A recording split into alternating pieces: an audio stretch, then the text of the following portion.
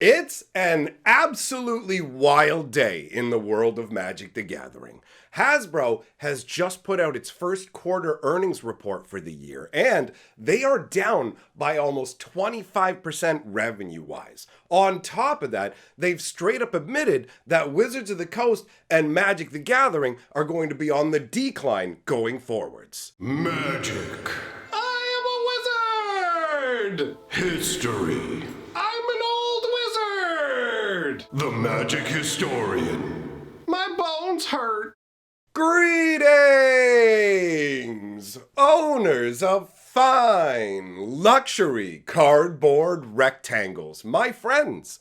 I hope the day finds you well because we have gathered for an insane installment of Mega Magic News. Today we're going to be focusing on the Hasbro quarterly earnings, but I do have a little fun news for you at the end, including arena developers snubbing Magic the Gathering's management, which is pretty amusing to me. But we're going to start out with the big meat of the day, and bear with me if my voice is a little bit weird because I am still getting over being sick. But what's really sick is the massive decline that Hasbro has been facing. And if you go and read the quarterly report, you can tell that they are scrambling to put the best face they can on this. Because when you look at just the numbers, it is a very ugly situation. But they're making sure to use phrases like transformation and turnaround because ultimately they don't want to spook the fish. The name of the game with these earning reports, it's not for players of the game like us, right?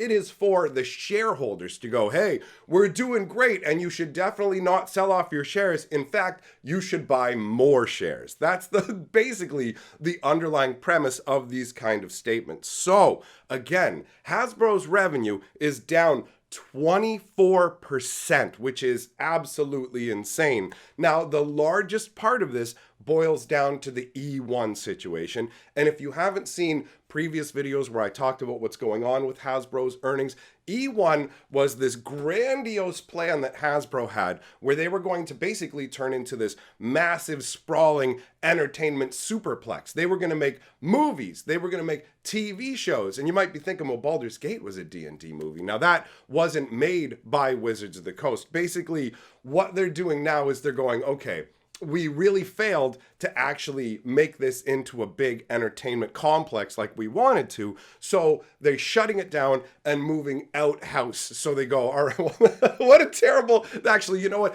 Outhouse is probably a pretty good terminology when it comes to E1. That's not what I meant to say, but overall, it does somewhat fit. So basically, out of like Wizards of the Coast, outside of Hasbro is where they're looking to have people make their movies, make their TV shows. And as far as it goes with the Magic the Gathering TV show that was supposed to be coming up from Netflix, there has been complete radio silence. So I think that has just been completely deep sixed and we will never see anything along those lines. But obviously, them choosing to let other people handle their entertainment properties has paid off with things like the Baldur's Gate Dungeons and Dragons movie, right? That was actually a really fun film that I enjoyed. So that was a smart choice, but the problem is albatross around the neck, it gave them like $1 billion in liability that they had to write off. Basically, hey, we're writing this down, cost them a whole bunch of money. On top of that, they had to scramble to try and again, not spook the fish. So what they did was they said, look,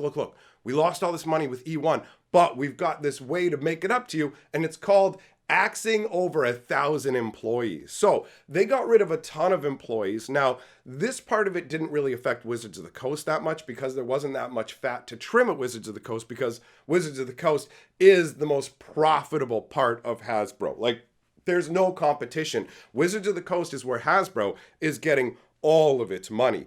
But either way, the E1 sell-off, all that, this is having a lasting impact that will go on probably for a couple of years. I don't know how long it takes for $1 billion loss to work its way through the system, but you can tell they're still talking about, hey, we're still doing cost cuttings. We're looking for ways to basically bring things in line. But the E1 loss is the major contributor. When you remove the E1 situation, it's actually a 9% down overall that they are for revenue, which is a huge difference, right? That's like a 15%. Basically, E1 is almost like 2/3 roughly of the loss. But that obviously impacts how the business is going to operate, because regardless of where the loss comes from, they have to make it up. So one of the things they've been doing is carrying less inventory. So over the last, 8 to 12 months, they have had a flurry of activity where they've been downsizing the amount of inventory they have across basically every product that exists. So a lot of that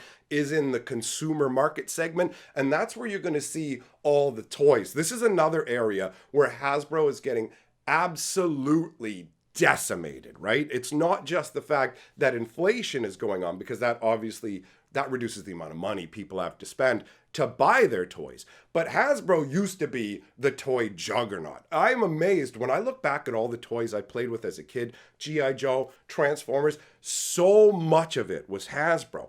But that's not the current era, right? Hasbro has been really, really struggling to try and find a foothold. There are a couple of products that are doing all right, and we'll talk about that. But mostly, they're struggling to find any kind of foothold in the toy market. And other segments that they used to rely on more, like the older collectors who liked things like, let's say, Star Wars models and stuff like that, because Wizards has that license to make that stuff. So they started making those cheaper and making 1 billion of them, combined with the fact that Star Wars as a property, I mean, Disney drove it into the ground. They took a franchise that I genuinely thought was untouchable and would always be beloved, and they turned it into maligned garbage, right? They've got tons of Rose Tico models sitting on the shelf. A bunch of people don't even know who that is, but those things aren't selling. So they basically had to go, okay, we'll write a bunch of this off, we'll stop making a bunch of this. And actually, the inventory reduction does carry over into Magic the Gathering as well. Now, you might not think that, because you're like, wait, how can there be inventory reduction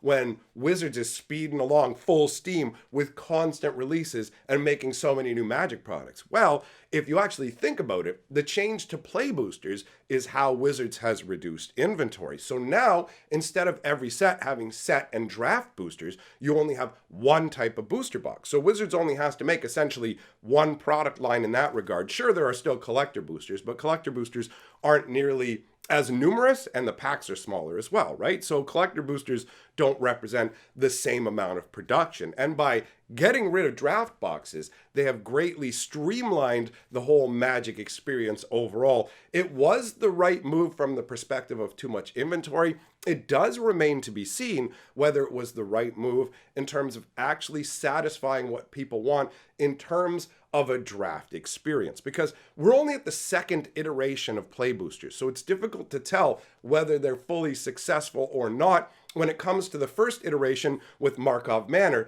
that set was an abysmal failure across the board, being panned by essentially everybody. It is still being heavily discounted right now. People are still sitting on some stores are literally still sitting on the first batch of Markov Manor that they bought. Normally what happens is a store will buy its first wave, and then they'll keep bringing in more product as it sells. But there are a ton of stores that literally weren't able to sell through their original Markov product. And the Markov set was very weirdly put together, and the power level was wrong. They did everything wrong with Markov Manor, so there's not enough information about the whole draft situation to really see how well it's fitting in. And with Thunder Junction, the reports we're getting is Thunder Junction is massively overpowered, and it's creating an insanely wonky draft experience. But Thunder Junction is also not a normal situation, because Thunder Junction includes the Big Score, which was a set that Wizards of the Coast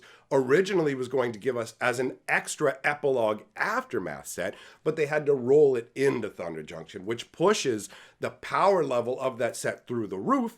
And when you play like drafts, when you play limited environment, there are so many crazy bombs in it, for real. I've played this on Arena. It is bonkers. The power level is completely skewed. So it's going to take some time for us to really see how well play boosters fit into the limited environment, because Markov Manor and Thunder Junction aren't really great examples of what it's going to be. So I figure it's probably going to take at least a year or two to really sort out the full impact that it's having on the draft environment. But right now, it's not looking too good for it as a draft product, right? That being said, they did use that to streamline their inventory, along with all the the markdowns with the toys and things like that. And on the side of toys that are doing well, apparently Hasbro's doing okay with Beyblade, and Furbies have made a resurgence, and now there's these little thing called Furblets, and I'm actually wondering if the Furby thing ties into the creation of loot, because when it comes down to this whole plushie concept and these toys, before now, we've only ever seen them made plushies of things that were already successful. Oh, look, everybody loves Fibblethip. Let's make a little Fibblethip plushie. Oh, people love slivers. Let's make a sliver dice bag. But loot is the first time where we're seeing Wizards just go, here's a brand new thing. You love it. Buy these. So it does, the whole cutesy nature of it does make me wonder, are they sliding Furbies in that way? And are we going to see some kind of Furbies universe beyond stuff going on with Magic? And I genuinely think we probably are. We'll get into the reasons for that as we go along here. So Furby and the Furblets are doing pretty well. Now, when it comes to Wizards of the Coast, right now for this quarter, they're saying that Wizards of the Coast is up 7% off the back of Baldur's Gate 3, obviously the video game, and Monopoly Go. Now that's for the digital segment, not for the tabletop segment, right? So for the digital segment, they're seeing a boost, a little bit of a boost from Baldur's Gate 3 and Monopoly Go. And it's crazy that it's only a 7% increase because Monopoly Go is pulling in hundreds of millions of dollars. Apparently it's doing really, really well as a mobile take your money style game, right? Now when it comes to tabletop, here's where it gets weird. Wizards of the Coast is doing something that I consider to be really, really skeezy here to present the numbers in a way that don't accurately represent reality. So they're saying that tabletop Magic is up 5% for quarter one. But here's the thing. Quarter one is made up out of 3 different products, okay? So you have you have Fallout, you have Markov Manor, and you have Time Spiral Remastered. Those are the 3 sets for quarter one. Now, Time Spiral Remastered tanked horribly. I actually thought that it would do pretty well, but it seems like we've reached the point where Wizards has milked the reprint well dry. And by that I mean they can still goose numbers by going, hey, we're going to put these reprints in as a special list, like the Prosperity News reprints that are in Thunder Junction, right? They can still pull stuff off like that because it's a way to kind of boost the attractiveness level of a set that mostly has new cards. But when it comes to trying milking reprints, I mean, Ravnica was a big deal originally. So Ravnica remastered with the Shocklands and everything, I expected it to banger numbers. But Wizards priced it too highly, the card quality wasn't that great, and they overestimated the demand for the cards that were in it, right? Because they basically got to pick particular things from the entire Ravnica block. It wasn't like they reprinted Ravnica, Dissension, and Guild Pact all together in this massive set. They picked and chose, and ultimately it just didn't get the response that they wanted. Markov Manor is the biggest failure that I've ever seen of a regular standard release, with maybe the exception of Dragon's Maze. And Dragon's Maze at least sold when it came out. People weren't trying to return it to the distributors immediately when it came to Dragon's Maze. So Markov Manor might actually go down as the worst selling standard release, normal standard release in Magic. Aftermath is a separate beast with those 5 card packs.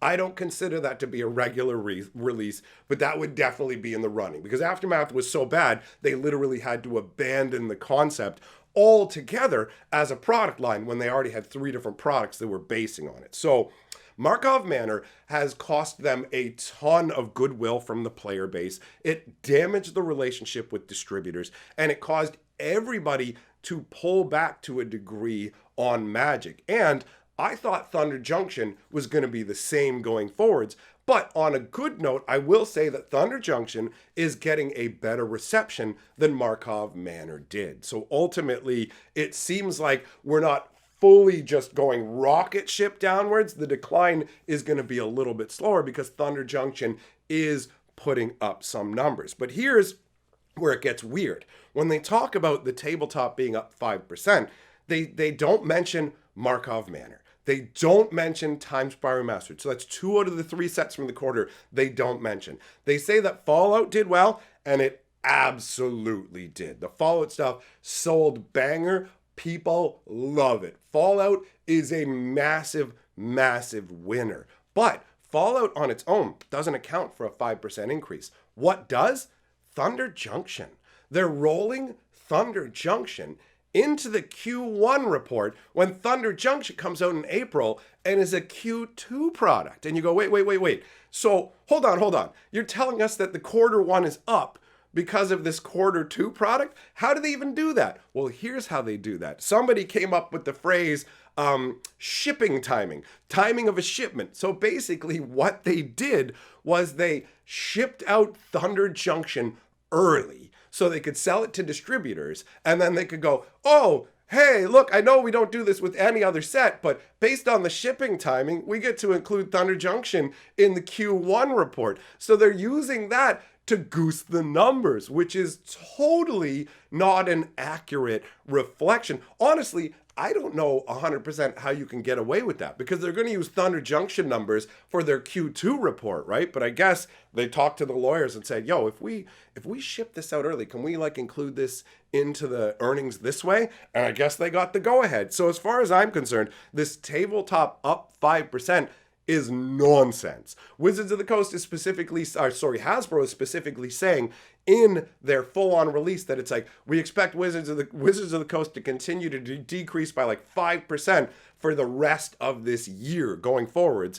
And then what they've said about 2025, this isn't in the earning report. This is from outside of that. But Wizards of the Coast is trying to say, 2025 is going to be a mega banger year because we've got multiple Universe Beyond releases coming. They're leading more and more into the Universes Beyond, which on one hand definitely does bring in new people, but on the other hand has huge licensing costs, which eats into their profitability. On top of that, they're leading into Marvel, and Marvel's not at the height of its popularity right now. Marvel obviously hasn't done what Disney did to Star Wars in terms of all the way down, but Marvel isn't this hotness that people are super amped about. So I don't think that Marvel Universes Beyond is going to pull in the same level of response as Lord of the Rings did. I think Lord of the Rings is like the high watermark, where not only do you have an absolute amazing property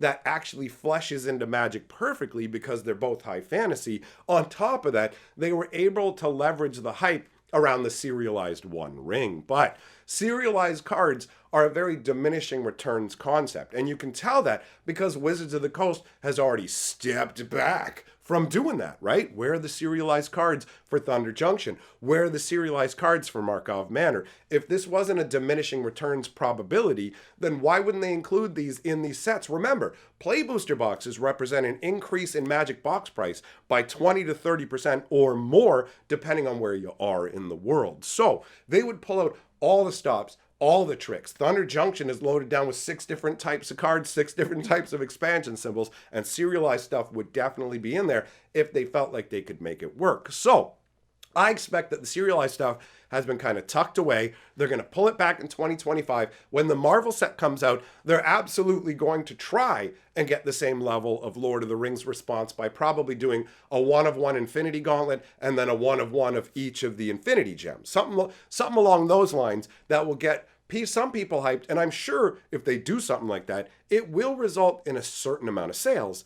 But it doesn't really feel like it's going to pull the same level as Lord of the Rings. So they're saying 2025 is going to be better, but it's going to cost them more money, and I don't really believe it. But ultimately, it's very skeezy to me that they're saying, yo, Thunder Junction shipping timing means that we're doing okay in quarter 1, right? So they've done that. Now, their entertainment department is down 85% because of E1. But if you remove that, then basically when it comes down to their entertainment, they're up 65% on the back of Peppa Pig. So Peppa Pig and Furbies are both doing well right now. Wizards of the Coast forced Clue into the Markov Manor set. So I wouldn't be surprised at all to see both a Furby crossover and a Peppa Pig crossover, because Wizards of the Coast firmly believes that Universes Beyond and making these crazy products off on side nonsense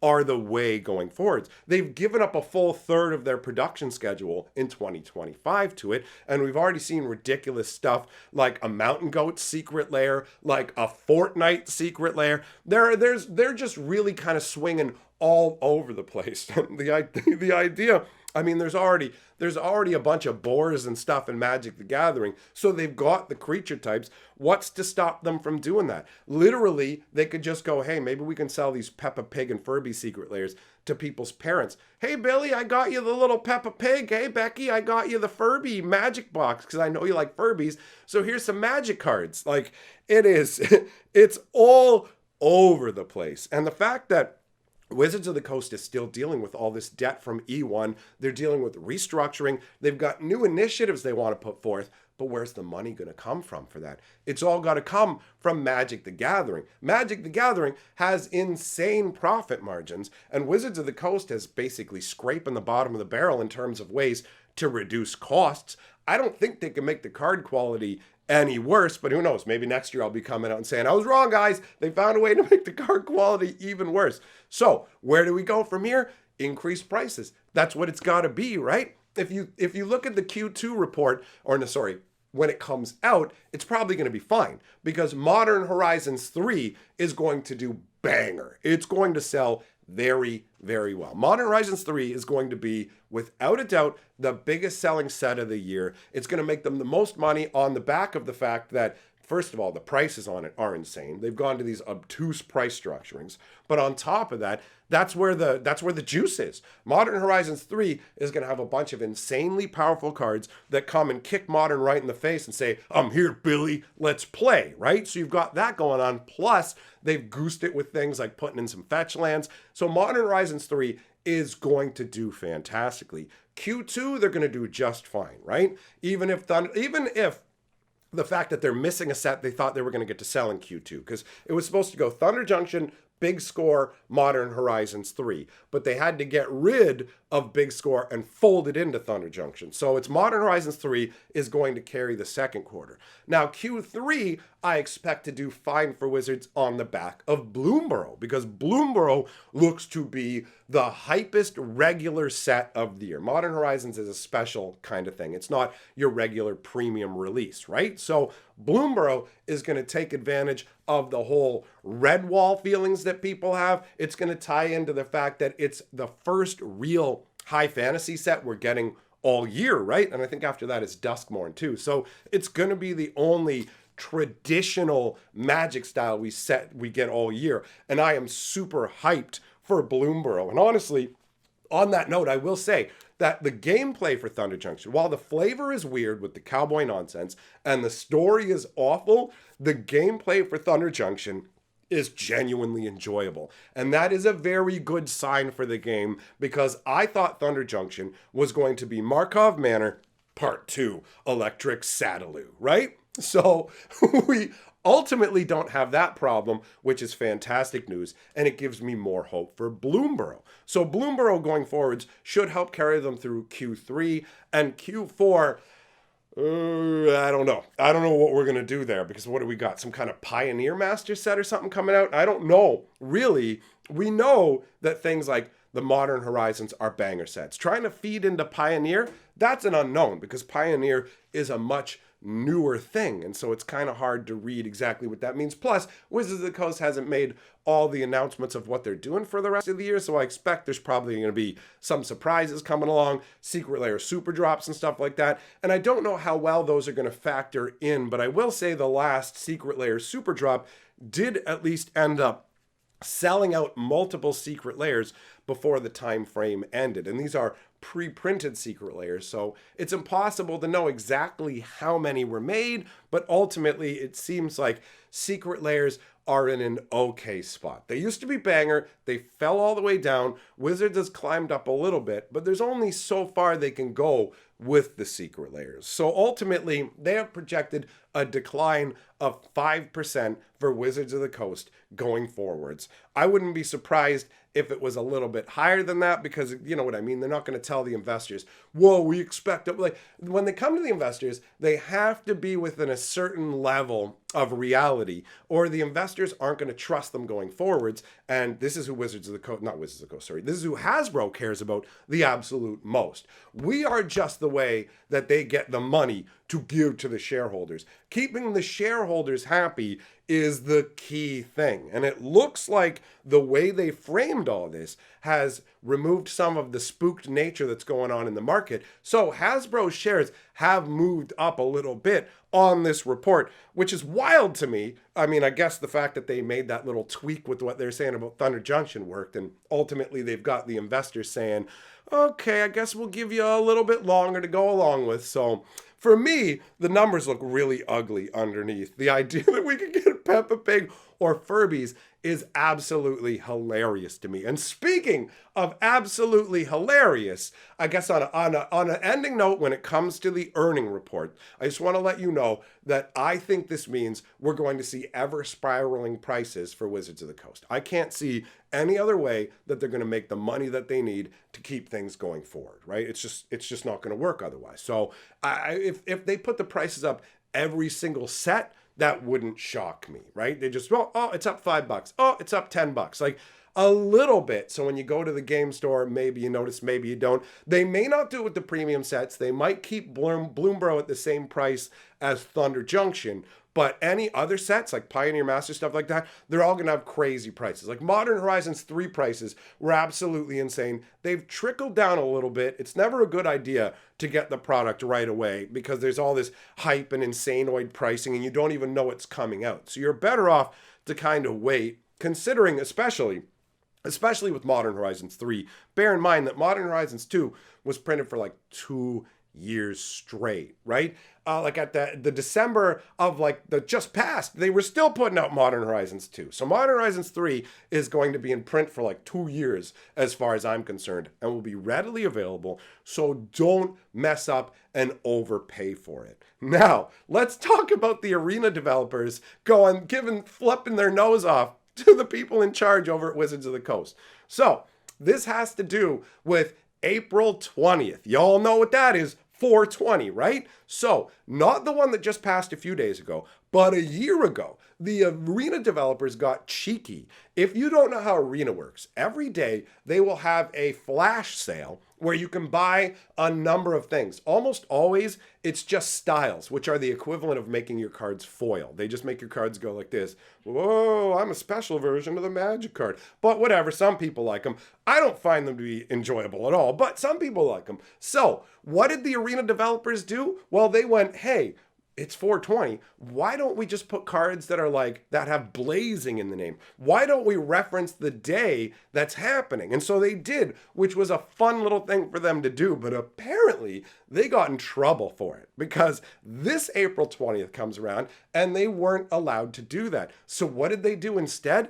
Every single card style that was for sale was a variation on censorship. Every single one was about being silenced, being censored. And I had no idea that the arena developers were so ballsy. I think that's fun. Like, for real, this kind of little, look, man, what we didn't hurt anybody. Why you gotta be like this? Oh, you gotta stifle us? Well, here we go. It's just one of those fun little things that you wouldn't notice if somebody didn't point it out, right? And I wasn't the one who noticed this. I saw it in passing, went and looked into it and had a good laugh. And it makes me like Arena more because I know that the people who are working on it aren't marching in lockstep with the upper management who are, I feel like upper management is against us and just kind of views us as suckers to be exploited. So I don't know, it earned Arena some points for me and got me more on the developer side. Now, the last thing I want to tell you is super exciting. Remember the Cowboy Bebop cards that I talked about in the last video that I said were Japanese exclusive? Well, those playmats are, those sleeves are, and the Japanese versions of the cards are. But English versions are going to be available at local game stores in North America. WPN stores are getting the Cowboy Bebop Magic cards in so we can all get our hands on them. Ultimately, I really want that Oko playmat, but I mean, there's only going to be 40 in the whole world. So there's zero chance of that ever happening. But the fact is, those 5 cards will genuinely be available if you go down and play in WPN events. And to me, that is super exciting. And apparently I talked so long, my camera shut off. So, as I was saying, I wanted to end off with something fun and enjoyable after all the bleakness of that financial news. I'll be doing a live stream over on my other channel tonight if you want to come and hang out. Big shout out to my patrons. Thank you for supporting my channel, and I will see you all in the next video.